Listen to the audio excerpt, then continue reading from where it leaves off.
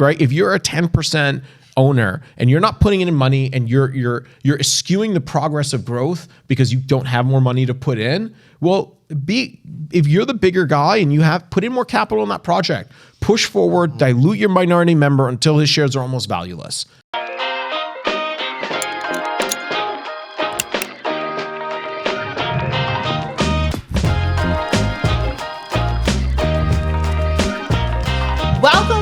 Welcome to The Remix, the video podcast that keeps you in the mix of everything real estate. I'm Noelle Freisen. And I'm Eric Anderson, and we're so excited today. We're going to talk about this really cool topic, what to do when you and your partner don't agree.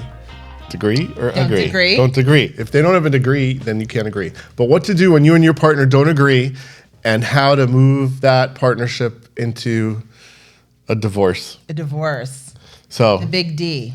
The big D. And to talk about divorce and moving people out of a partnership, we have to be talking about that on a podcast.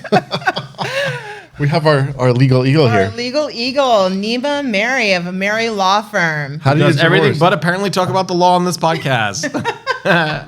All right, guys. Eric, how do you give someone the big D? How do you dump them? How do you fire them? I think that, first of all, you have to be very careful getting into a partnership. But once you do get into that partnership and things don't go the way you plan, I think you have to give yourself almost like a warning period where you talk to that person that's not working the way that you want them to. And I think you should go through what their expectations of you are and what your expectations of them are. And then you kind of put it in writing, and then you give it a couple months and see where it goes. So is it worth salvaging a relationship, a partnership that you have, if you guys are just not on the same page? Have you tried to salvage bad partnerships before? I try to salvage everything. To me, there's two different types of issues. One would be an emotional personality issue, right? Like Nima and I have personality issues sometimes. Do you? You guys are so in love. Yeah, because like sometimes he doesn't pay attention and other times he does. So that's like a personality issue. Then another issue would be like a trust. If you trust that person. So actually there's three issues. So that was two. Then the third one would be if you're just not on the same page with what your wants are, or your desires, or your goals. So personality, trust, and your goal outcome. And actually one more, four, so there's four, would be the type, who's doing what are the person's roles, right? So roles are who's actually putting the checks in, who's actually checking the mail, who's talking to contractors, who's dealing with tenants, right? So again, you have your personality, whether you and that person get along, right? You have your trust issues, whether you actually trust someone. You have your goals. What are your goals long term? If you both want to make money slowly through rents, or if one of you wants to cash out today, that's a big goal difference. And number four would be, again, your roles. Who's actually doing what? We can even sum it up for accounting for. Look, if you're in a situation just where your vision is different than your partner's, right? Where you action or what you want to do is different than your partner's. And that can encompass anything. Let's assume you want to develop, he wants to keep in rental. You guys bought a property together, whether it's one partner, four partner, five partners, right? And you have a different vision or you want to do something different with the property.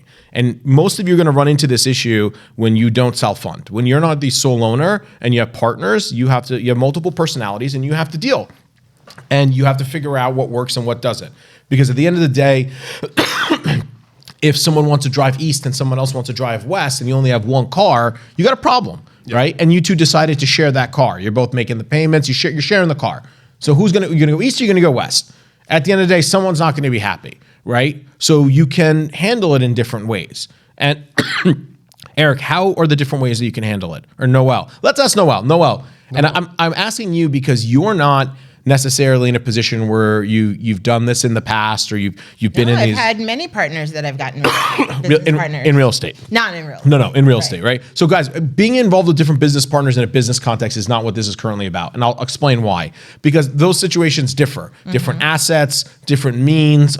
You're not married to something. When you're a partner in real estate, you have a baby, you have a kid. You're married to something, right? So you have to figure out what to do with that child. So we're going to talk about this in just in that context. So and actually it's good that you've been in that situation in business settings, right? How do you think, or how would you think to handle it in a real estate setting, right? And I'm asking Noelle because in her mind, she's only going to think of what's fair, right? Intuitively, because she hasn't been in that situation and she knows how it's done in business settings. So give us what your opinion would be.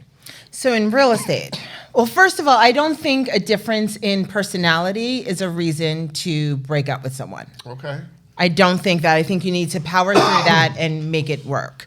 Well, I would just say you sell the building and you Part ways. Yeah, you part ways. That would be the easiest thing. That would be the first thing that would come to my mind. Or they buy you out of the building. Okay. So or someone buys someone out. So Eric, let's talk about her two positions, right? So Noelle's broken down the position to two things. You mutually sell it, or you walk away and they buy you out. That's literally, there's no wrong answer, guys. That's literally the context. The way you're looking at me, I feel like there was a wrong answer. There's no wrong answer. Okay. There's literally just the context of a divorce, right? And that's how you would systematically handle an unemotional divorce. Now, what Noelle's opinion doesn't account for is that emotional connection people have with real estate, that usually when you buy a property, you're not the one who wants to leave because you're buying it for future appreciation and value, and you understand that, right? So then both parties are going to be like, I'm not the one who wants to leave. A lot of times there's so many variables we can't hypothecate what they are. But the easiest, cleanest solution is if you guys can't agree, and ultimately a court will end up doing that anyway, is it gets listed, you sell it at fair market value, and you part ways, right? And ultimately at fair market value, maybe he wants to buy you out, maybe you want to buy him out, you guys have that discussion, and you go into a bidding war with each other until, you get to the highest. So let's say you can't come to a reasonable value. So one person thinks it's worth 100,000, the other one thinks it's worth 200,000. Then what happens? You get two separate appraisers, and you can take an average of those two appraisals, right? But then you went to, well, what's the appraisal method? Is it a cash value income basis appraisal, or is it just, a price per square foot appraisal? Again, it just gets messy, right? But that is the way you do it. You take two appraisals, you take the average. That's a common way of doing it. There's no set way of doing it. There's no wrong answer. And both people part ways and you guys never do business together. And you take hopefully your profits and realize that was the real answer is whatever both parties can agree to do. Absent litigation is always your best bet. Yeah. But if you go to litigation, a court will usually force a sale of the asset, right? That's how it will end up.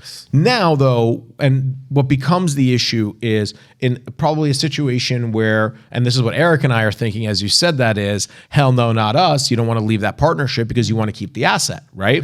Especially if there's a long-term play where you have massive future gains that maybe aren't necessarily justifiable on the table now, or wouldn't appraise for that number, but it's coming.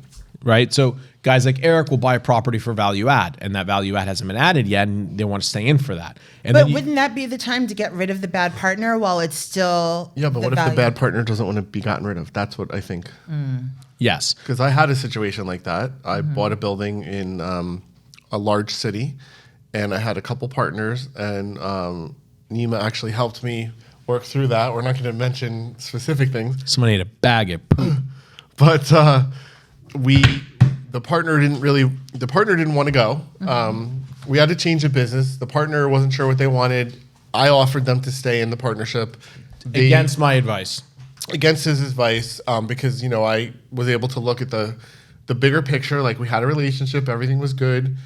They were just changing their goals in life. So I said, you're welcome to stay or you're welcome to leave. They chose to stay. Literally 6 months later, they decided they wanted to leave. And then gave Eric a shakedown. And not at the beginning. So at the beginning, we offered to pay them back what they paid for it, because the value of the property hadn't really changed in that short period of time. And then what happened was the person just disappeared.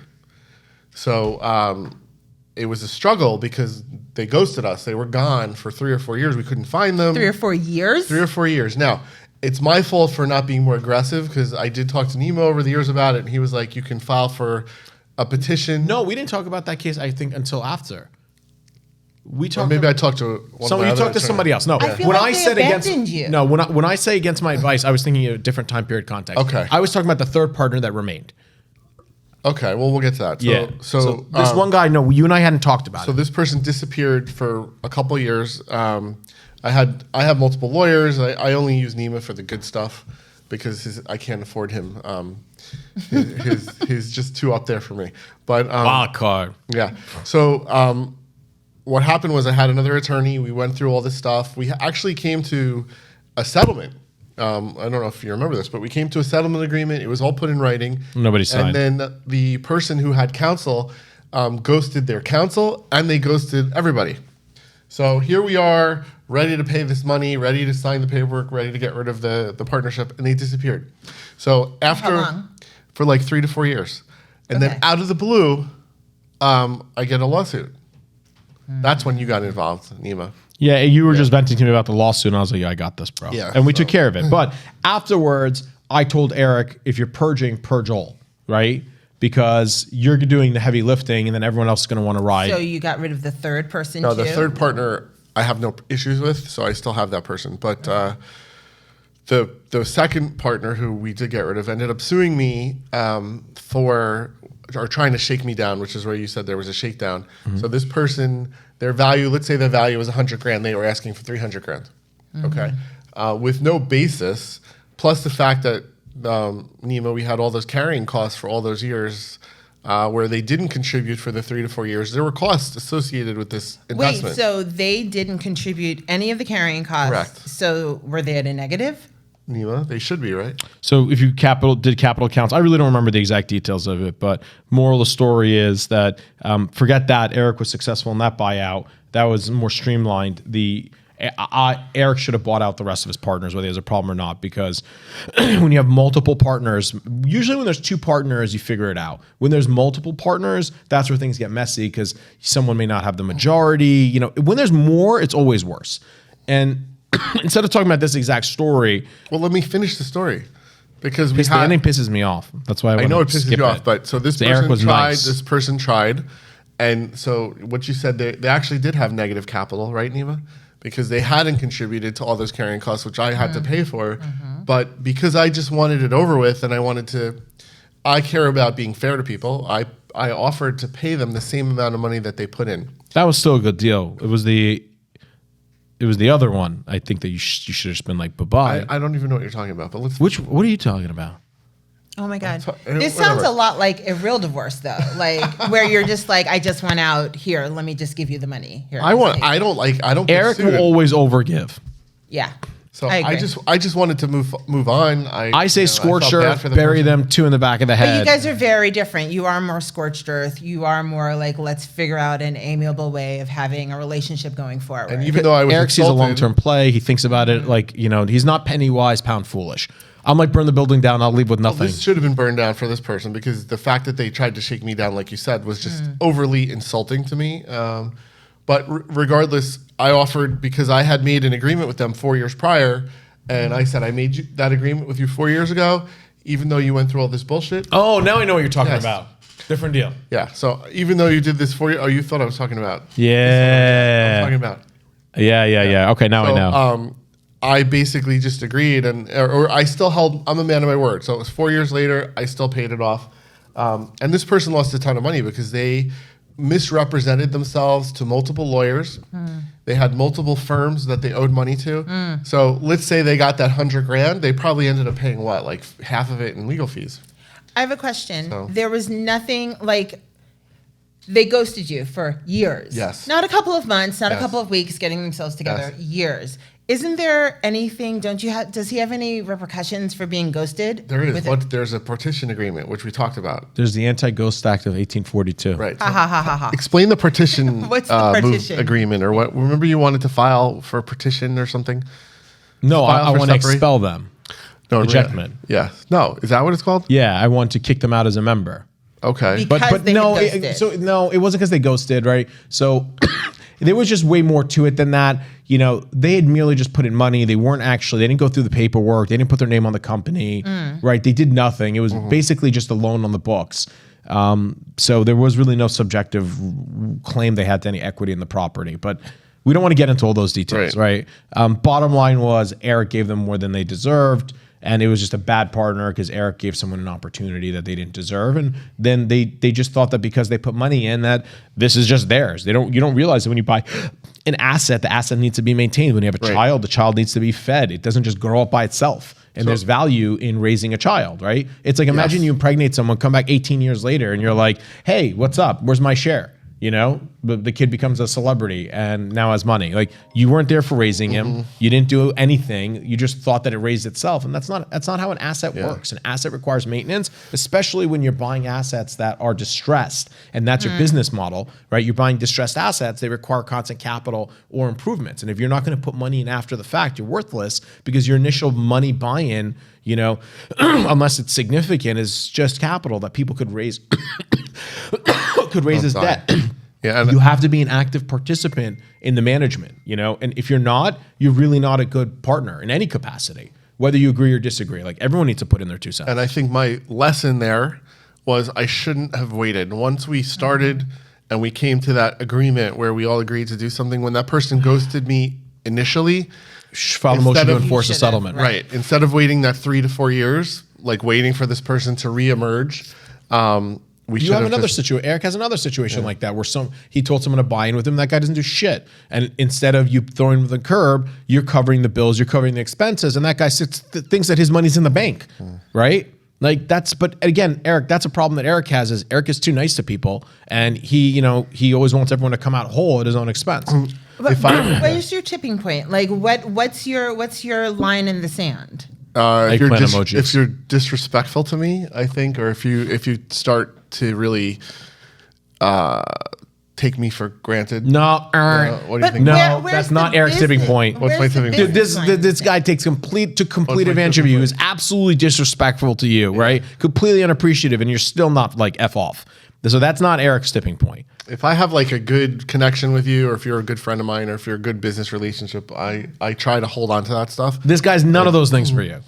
Well, he was at one point. Sure, but after the fact, Eric has no tipping point. Eric is just too nice. I believe you on that one. I've known you for a long time, and I totally believe that. So what should we be telling our viewers? What should we be telling them? When do you know enough is enough? When do you know you're supposed to break up a partnership? You don't, when you just can't agree and you can't go separate ways, and the business model doesn't work anymore, right? And actually, it's funny. That's what makes Eric and I good partners, right? Because Eric is like that. And then, like, when he selectively kind of knows when I'm going to go nuts, and I feel like he's somewhat, he says, oh, I just sit back. Like, he's like, all right, good. Nima can do it. Like, I don't mind being bad guy, and he doesn't mind me being bad guy. So it works out well. But you have to get to know, the strengths. I don't like being bad guy. I don't mind being a bad, I'm not going to get fondled, right? Like, it's just not going to happen. Oh, you're saying I am? No, you're just so nice, Eric. Honestly, someone can come. You have to be nice. Someone can key your car and be like, "You're a piece of shit," and you're gonna look at them and be like, "That was just a really messed up thing to do." You're gonna vent for 2 hours, and then you're gonna go take care of the car yourself and be like, move on. I have better things to worry about. I'm gonna find that dude's house and break his windows with a bat. Yeah, I'm just kidding. But look, that guy would definitely get the people's elbow.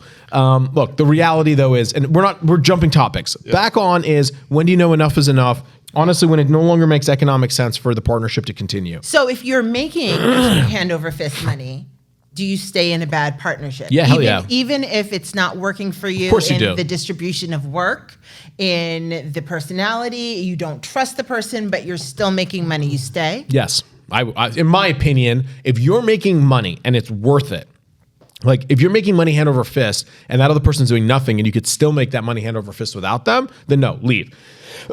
They had no value. But if you're both making hand over fist and maybe you think that you do a little bit more work, or they're not doing enough work, or it's like a 60-40, then no. I mean, I'm talking about like 90-10. Yeah. In that case, when you're talking about a threshold of 10, 20%, even 25% difference in workload, well, you could risk blowing up everything. Yeah, you maybe not be able to. Because even though you think you're going to separate it equally or civilly, it could become a massive, War of the Roses type experience, and you'll lose all your money. Exactly. So stay in that partnership, take that money, reinvest into other things where you're making an allergy season. Are you okay? So I actually know 2 examples for you. One, a big real estate partnership with someone that you know, not my partnership, someone else's. So one of the partners was there were 2 guys, they were partners for, let's say, 15 years together. Mm-hmm. One of the partners decided he wanted to bring his son into the picture. Okay. The business was doing really well. but the other partner didn't necessarily have an heir apparent, and he didn't want to deal with the other guy's son. So after making tons and tons of money for 15 years, he decided it was time to end the partnership. And he ended the partnership, and he actually lost out financially because it's just the money moving forward after the fact wasn't the same as it was had he just tolerated the son being in the picture. Yeah. But he stepped away and he got bought out, and he probably was like, Well, the guy with the son didn't want the partnership to end. Because the guy who was leaving was more of that, what you said, the guy that did the work. You know, this all of a sudden now, it was no longer like the two guys together. It was the two guys with the son, and the older guy just didn't want to deal with it. So, guys, let's talk about what happens if you can't get this divorce, right? Let's talk about when it just doesn't make sense to get a divorce because that other person doesn't want to leave and you don't want to sell. cheaper to keep her. Right? How then do you flex? Guys, when it comes to real estate, money talks, right? That's the reality. So if your partner is a minority stakeholder, right, and has 5-10% in a project, right? There's 4 partners. Everyone's 30, 30, 30, 10. Or right? For those of you who can't add, that equals 100. Now you got this guy who's 10%, and honestly, it's the ones with the least, in my experience, who cause the most problems, right? Because they got a piece of something big, and now they think they're shot callers. They're not as pragmatic or thoughtful because it's not their money on the line, Sure. right? With people's money is on the line, they're a lot more thoughtful, and they are much more considerate about how to optimize it. When people's money is not on the line as much, they're more principled in their opinion as opposed to more rational in their decisions. There's a difference there, right? Now, when they take this certain opinion, or depending on the structure, they become problematic, they don't want to do something. Let's assume that they have more. They have 26%, right? The numbers then change. But still, it's not enough. And they just start causing problems, and they're not interested in doing something, right? And they start convincing all the other people not to do it. And they have a strong voice, and they're just annoying. They're a nuisance.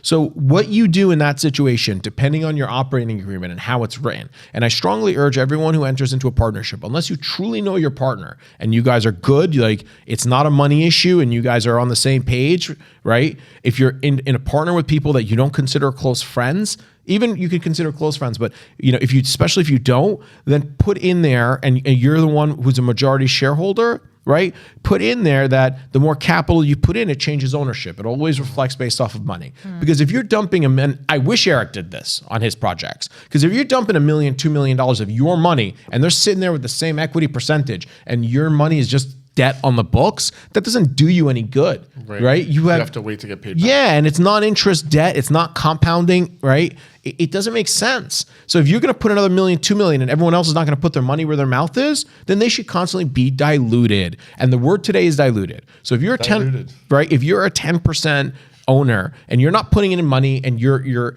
eschewing the progress of growth because you don't have more money to put in, well, if you're the bigger guy and you have put in more capital in that project, push forward, dilute your minority member until his shares are almost valueless, right? And having that in there is the key, because you don't always have to abide by this stuff during a negotiation, because when you're ready to buy someone out or to end a relationship, you can make changes. But if you don't have what he's saying in there, you just don't have that leverage. No. And then So you need to go into the contract knowing that a divorce is possible. Not all the time, right? Not all the time. You need to go into the contract. It depends how many partners there are, and it depends on the situation and your proximity with those partners, right? So if you sit down and you talk in advance, and your two partners, like Eric and I have a project together, we talked in advance of what our objectives were for the project, right? We have a very simple operating agreement, doesn't call for any of this stuff. But at the end of the day, it's because we knew at the inception. So you have no prenup. No, what we have, we do, because it kind of is a prenup, but we knew what we wanted out of it, right? If one of us said, I want long-term rental, and the other said, I want development, it wasn't going to work, right?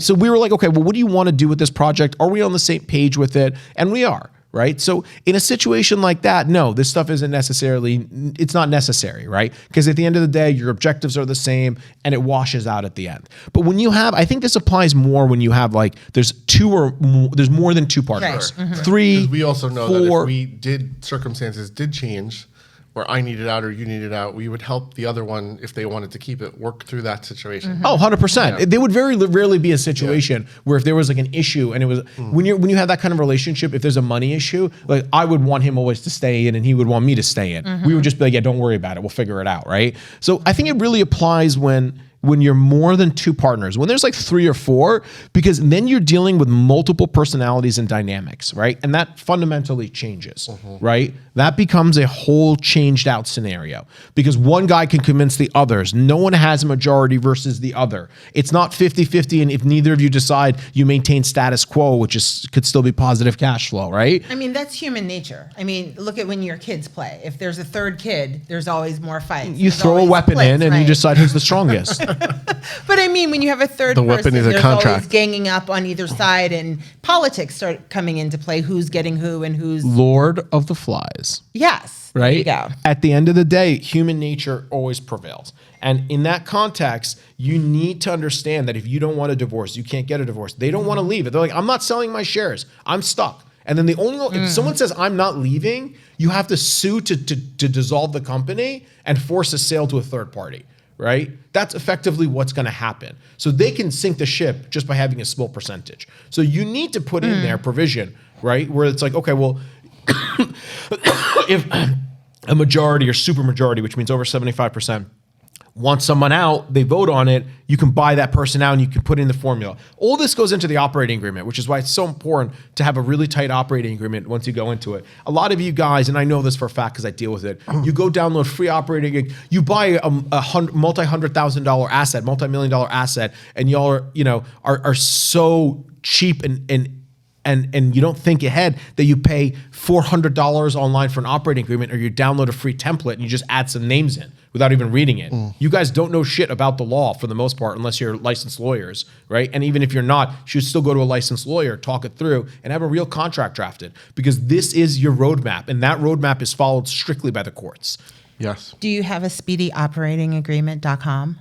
I do not. I have a speedyevict.com. I know Speedy Evict to evict fast, but you should do speedy operating agreement. I wouldn't. You can't, guys. No website. There's no way. No No way. website that streamlines or generically produces operating agreements can take into account all the multiple unique and individual scenarios that involve partnerships with real estate.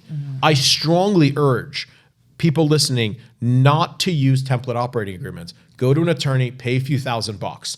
It's a lot cheaper than paying an attorney when you guys are breaking up to Sure. fight it out. And if you're a multiple property investor with multiple situations, you can always have a really good operating agreement made the first time and then use it over and over again with just smaller tweaks. So you're not necessarily paying the big bucks each time you're doing that agreement.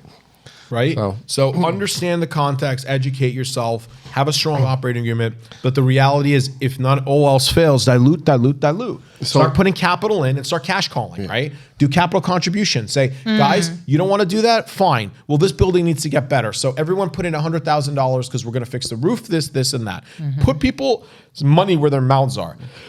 In order to do that, you got to put your money where your mouth is. Sure. That'll encourage people to want to move out. So what about this strategy? So one time I had a situation where we were trying to negotiate through an end of a partnership and we couldn't get the other partner to really entertain the dissolution because they didn't want to leave. Okay. So what we did is we ended up doing not filing a motion, but what is it when you File a complaint. You make the complaint. So we did the complaint, which at the time was like $10,000 to the attorney. But before we filed the complaint, we faxed it over to the other client's lawyer. And the fact that we made that complaint and spent the time, because the other lawyer, I guess, knew that we put a lot of time and money into this complaint, all of a sudden they came to the negotiating table and we didn't have to file a lawsuit. Because guys, again, money talks in business. That's why, again, and we've talked about this before. Guys, if you're putting in all of your money into one deal and you don't have reserves to just keep yourself in a strong position, you shouldn't, in my opinion, you shouldn't be doing that deal. You should be investing in a fund or a group where your money is just collective and it's creating money until you're prepared to be able to fund deals and still maintain reserves. Because if you put everything into a deal, Usually these deals require more capital after the fact. And if you can't back it up, you'll get steamrolled, right? Because when things go sideways, and they do, people are going to start litigating. And when you start talking about litigation, you're just burning bills. People anywhere from $400, $300, $600, $1,000 an hour. You know how fast that adds up? Now you got to start backing up your positions by burning through legal fees, which are not assets. That's debt. That's non-recoverable debt in most instances, right? So you're just burning through that. So when you put in all your money, and then you also want to be difficult, well, you're going to have a problem if it comes to confrontation. And this partner probably realized he's going to have to spend $50,000, $100,000 litigating this, and it just doesn't make sense. So he might as well figure it out now. So that was a good strategy then. Yeah, look, it basically told that partner, shit or get off the pot. We're not playing around. We already spent the money. We spent the money. All that's next is $250 filing fee and clicking next, and we're on, right? So it's funny. There's a movie about Doc Holliday, right? And Val Kilmer, I think it was Val Kilmer plays in it. And he comes out of the shadows. And I was playing this extra for note earlier, and he says, "I'm your huckleberry." And the guy basically, the other guy accused him of not coming. And as he walks out, and the guy realizes that it's Doc Holliday who he's challenging, and Doc Holliday says, "I'm your huckleberry." He goes, "Well, I was just kidding." But at that point, it's too late, because Doc Holliday basically says, "Well, I wasn't," right? So, in situations like that, you be prepared that if you're going to fight and you're going to take a position and you're going to be confrontational, be prepared that guy, you may just push a little too far, and that guy will walk out and he'll smoke you. And that's kind of what happened in that situation. And guys, a huckleberry back then was a person who basically carried your casket. Yeah, I was going to ask that because I didn't know what that was. So back to like a hucklebearer, like they called the casket a huckle. Bearer. Like a pallbearer. Yeah. I thought you said hucklebear. It was like now it's a pallbearer. It's a pallbearer, right? Yeah. Back then they called it a huckleberry. Okay. So really, it applies, because sometimes, guys, you may just talk tough, and your partner or the person you're going to fight, he can turn around, he's going to punch you, knock you out. So be prepared to fight.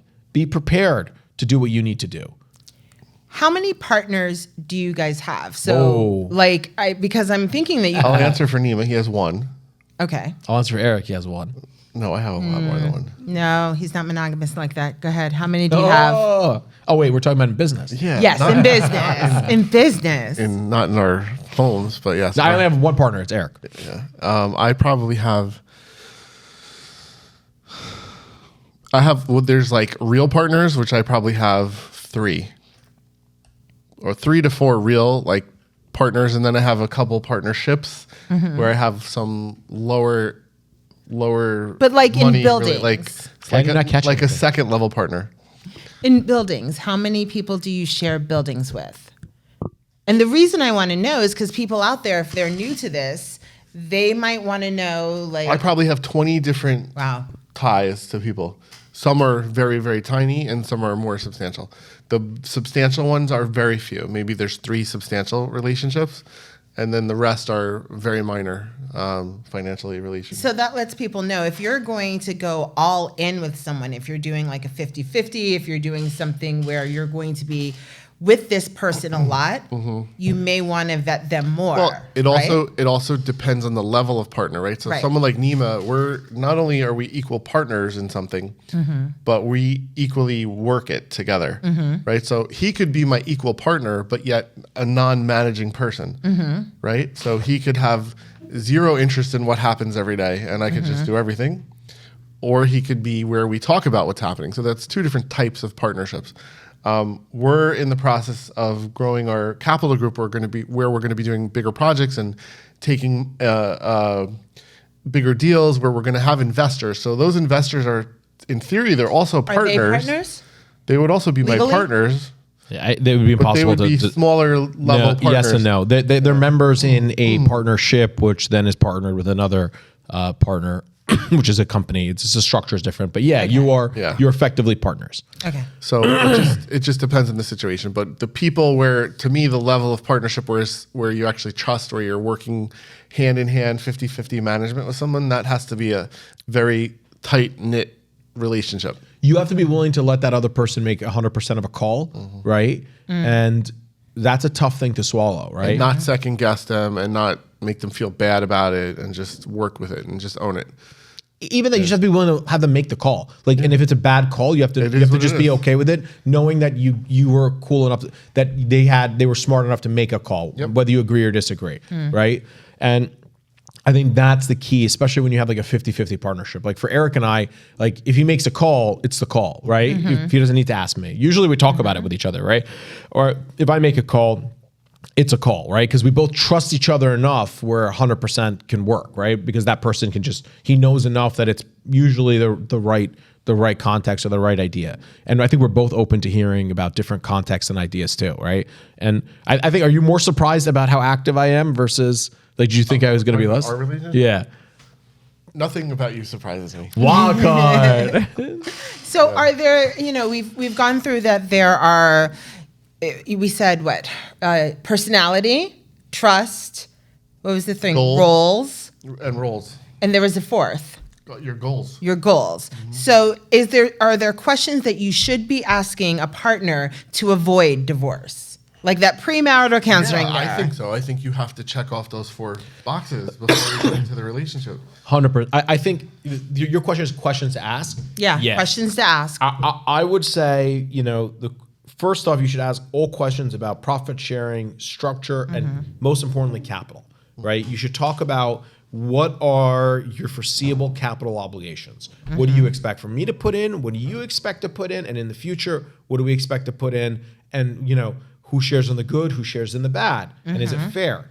These are things you have to discuss. And most importantly, you have to discuss vision for the project. Yeah. If it's a buy and hold, it's a buy and hold.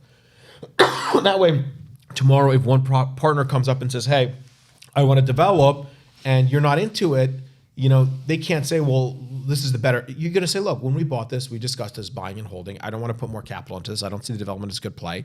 And there's no like, well, that's not what we talked about, because what you talked about was a buy and hold. Now, if you talk about a development, that person comes and says, I want to develop it. And then you're like, you know what? I know that's what we talked about. I just don't have the capital right now. Then you figure it out. Okay, well, we have to syndicate this, bring in other partners. How do we keep you? You figure out a structure, but then no one has bad blood because the goal always was to do something. Right. And if you just can't do it, then you just figure out a way where it can be done and you still stay in it, right? That's how you work through it. But then no one's like, you're not in an awkward position because everyone always knew that was the plan going forward, right? So you have to talk about these things. You have to be on the same page, and you have to know what you're getting into. It's not like a relationship where and even good relationships, you guys talk about the hard stuff and you work through it, right? And it's the same thing in a business setting where you have to just sit down and you have to take away the personal. Don't be worried about offending them. Sit down, have a real conversation, talk it through, get it done, paper it, and then move on. And then after that point, everyone's on the same page. So there's no real surprises. And I think that you have to go into it having that mindset that the little things don't matter. Like, don't penny pinch, right? A couple bucks here, a couple bucks there. Who cares? It's the big grand scheme of things, right? Like, that's really just what it comes down to. If your partner expenses lunch one day, who cares? Unless it's a $10,000 lunch. Yeah, like don't bother. Don't go if you're going to be in a partnership, especially it's 50-50, just don't be petty, right? If there's an issue, bring it up, say, hey, like, don't sit there and write things down. Like, it's just stupid. Like, honestly, over small chump change when there's a bigger project at play. And always just be fair, right? Like, look at the context about like, well, what's the right thing to do? Right? What's the appropriate thing to do? How would you want to be treated? Exactly. Right? If you always switch the roles around and say, if I was in that other position, what would my expectations be? Right. And be reasonable about that, right? Don't say that and then give yourself a negative expectation just to justify your position, right? Because people do that. But, well, I wouldn't think that that's fair. Like, no, like, come on. Like, when you do that analogy, actually be reasonable and fair. Because I can't tell you I talk to people and they're like, well, I wouldn't do that. I'm like, dude, that's such bullshit. Yep. Like, I saw you do it last week. No, right. It's just like, no, of course. Like, that's not true. Like, you're just saying that to make yourself feel better about your current conduct, right? Avoid doing that, right? And if you don't know, or if you're unsure, go to a third party, lay out impartially the situation and ask them their opinion, right? And not your good friend, don't blow smoke up their ass. Like, actually go and try to get contact from someone you trust or you think is an impartial source. So if you are in, If you are enjoying this conversation, subscribe. Join our conversation. You subscribe YouTube, Google Podcasts, Apple Podcasts, Spotify. Anywhere where you get your podcast, you can find us. Yes. There you go. There you go. And we'd love to hear about your partnerships. Yeah. We'd love to hear about partnerships that were successful. We'd love to hear about partnerships that you need help with. We have lots of advice that we'd love to share with you. We can be your friend that you come and you ask for our impartial judgment. Go ahead, do it. Send it to us. Yes. Noelle loves to have lots of friends. Yes, I do. As long as it's not on Facebook. Anyway. But this was exciting. I'm glad we talked about partnerships. And dilution. And dilution. That was the word of the day. Put Operating that money agreement. down. Yes. Be like, bye-bye, birdie. Till the next Chirp, time. chirp. Till the next time, be safe with your partnerships. Chirp, chirp, birdie, fly away. And remember, if you visualize it, you can own it. So we'll see you next time. Hey,